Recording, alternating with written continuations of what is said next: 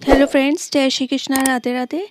तो आज जो है हम कार्तिक महात्म का 7वां अध्याय श्रवण करेंगे। तो आज हम तुलसी माता और कार्तिक मास का जो है महात्म्य सुनेंगे। तो चलिए स्टार्ट करते हैं। जय श्री बांके बिहारी, जय कुंज बिहारी, जय श्री राधे कृष्णा, जय श्री राधे, जय श्री राधे। 7वां अध्याय।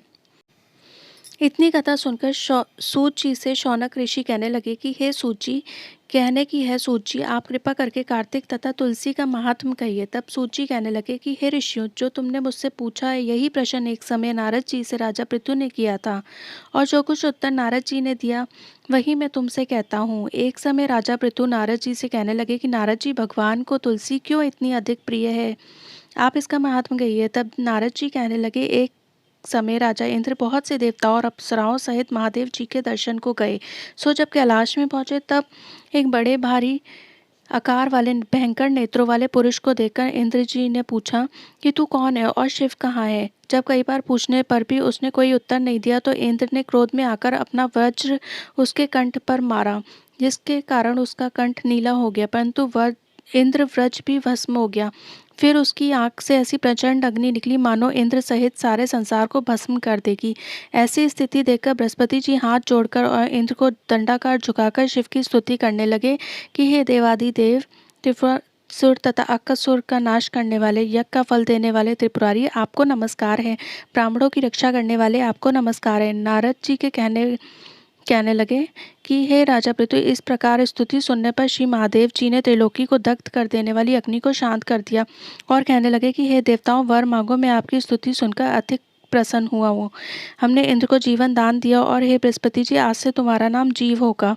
बृहस्पति जी कहने लगे कि यदि आप प्रसन्न हैं तो इंद्र की रक्षा कीजिए और संसार का दाह कर सकने वाली अग्नि जो आपके नेत्र से उत्पन्न हुई है उसको आप शांत करिए। तब शिव जी कहने लगे कि नेत्र से निकली हुई अग्नि वापस कैसे जाए, अतः हम इसको दूर फेंक सकते हैं। ऐसा कहकर अग्नि को हाथ में लेकर समुद्र में फेंक दिया। वह गंगा के संगम गंगा सागर में जाकर गिरी और बालक हो रोने लगी। उसके रोने से पृथ्वी कांपने लगी तथा सातों लोग बहरे हो गए। ऐसा आश्चर्य देखकर वहां पर आए हुए ब्रह्मा जी समुद्र की गोद में बालक देखकर आश्चर्य से पूछने लगे कि ये बालक किसका है। समुद्र ने बड़े आदर से बालक को उठाकर ब्रह्मा जी की गोद में दे दिया और कहने लगे कि ये मेरा पुत्र गंगा से उत्पन्न हुआ है, आप इसकी जात कर्म कराइए। फिर उस बालक ने ब्रह्मा जी की दाढ़ी पकड़कर इस जोर मरोड़ी कि ब्रह्मा जी के नेत्रों में आंसू आ गए।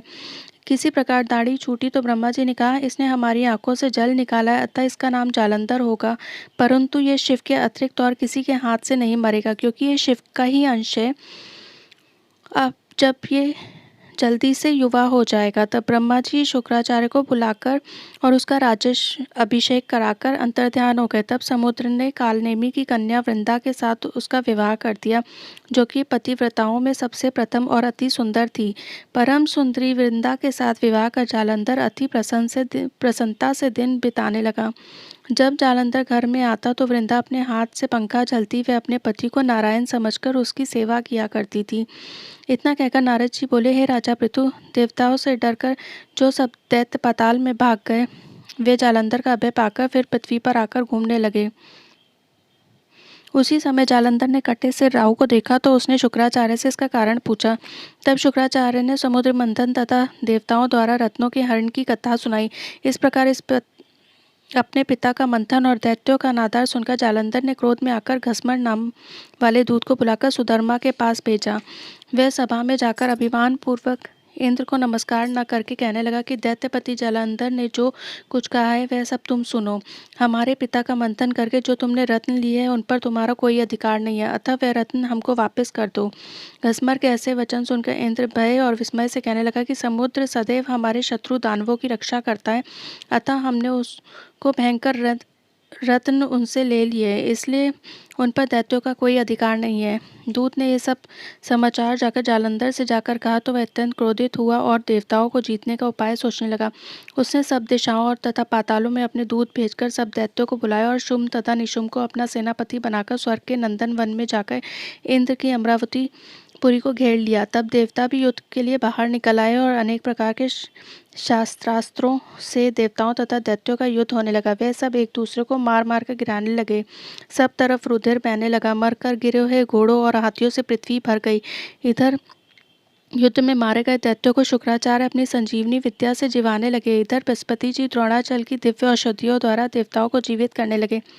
उधर जब देवताओं के जीवित होने का वृत्तांत दैत्यों ने शुक्राचार्य से जाकर कहा तो जालंधर दैत्य ने अपने अनुचरों को द्रोणाचल पर्वत को समुद्र में फेंक देने का आदेश दिया।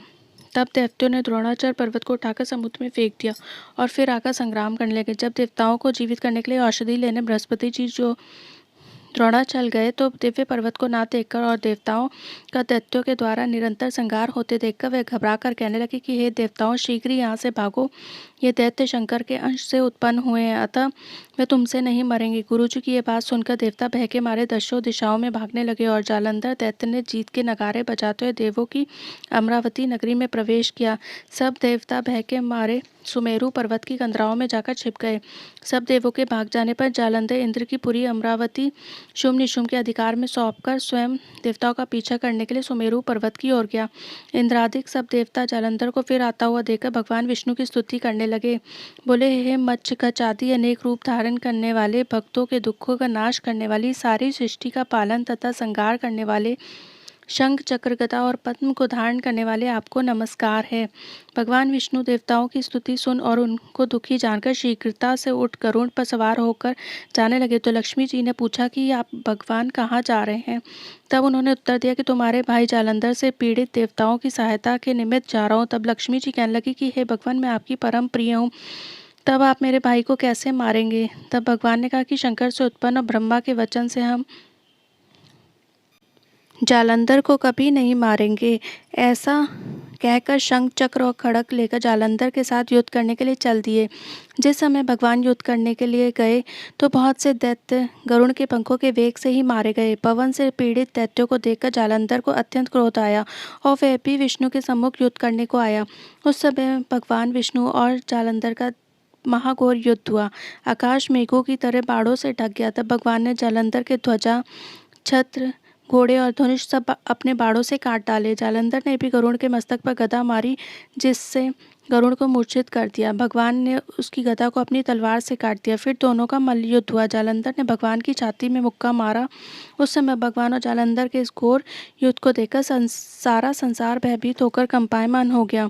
तब भगवान विष्णु ने कहा कि है दैत्यराज, तुम्हारा और हमारा युद्ध ठीक नहीं, क्योंकि तुम लक्ष्मी के भाई हो। तब जालंधर ने कहा कि यदि आप प्रसन्न है तो मुझको ये वरदान दे कि लक्ष्मी जी और आप अपने गणों सहित मेरे घर में आकर वास करें। भगवान ने कहा ऐसा ही होगा। वह लक्ष्मी जी सहित जालंधर के नगर में चले गए। तब जालंधर देवताओं के स्थान पर सब दैत्यों को नियुक्त करके जालंधर नगर में निवास करने लगा और देव, गंधर्व, किन्नर, यक्ष आदि के पास जो भी रत्न थे वह सब अपने अधिकार में करके निशुंभ को शासन करने के लिए पाताल में भेज दिया। वहां उसने शेषादि नागों को वश में कर लिया। इस प्रकार जालंधर देव, यक्ष, किन्नर, गंधर्व और मनुष्य सबको अपनी प्रजा बनाकर पुत्र समान तथा धर्म नीति से उनका पालन करते हुए त्रैलोकी का राज्य भोगने लगा। नारद जी बोले, हे राजा पृथु, एक समय भगवान के दर्शन करने के लिए तथा जालंधर की राज्य लक्ष्मी देखने के लिए हम भी वहां गए। तो इस तरीके से हमारा 7वां अध्याय समाप्त हुआ। बोलो जय बांके बिहारी लाल की, जय कुंज बिहारी की, जय श्री राधे कृष्णा, जय श्री राधे, जय श्री राधे। अगर आपको मेरा वीडियो अच्छा लगता है तो प्लीज़ लाइक करें, सब्सक्राइब करें और शेयर करें। Thank you for watching this video. जय श्री कृष्णा, राधे राधे।